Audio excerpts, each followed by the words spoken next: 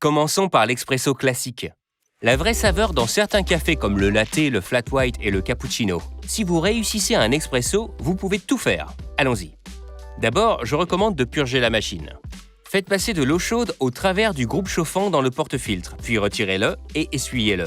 Cela permet également de préchauffer le groupe chauffant et le porte-filtre pour obtenir de meilleures saveurs et une première tasse plus chaude.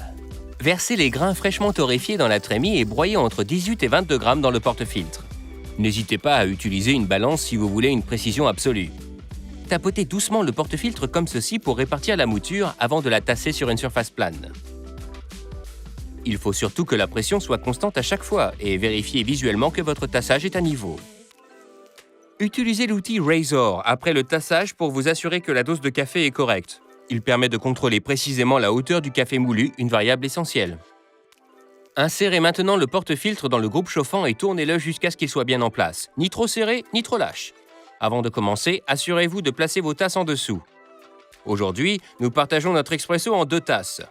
La raison en est que la plupart des baristas utilisent le double panier pour partager l'extraction et optimiser les ingrédients nécessaires pour réaliser une extraction équilibrée. Appuyez sur le bouton 2 tasses et laissez la machine faire le reste. L'expresso doit s'écouler des becs verseurs en 8 à 10 secondes environ.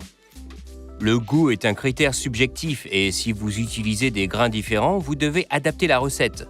Utilisez donc ceci comme un guide. Tentez d'obtenir 20 à 30 ml environ par tasse en 25 à 30 secondes au total.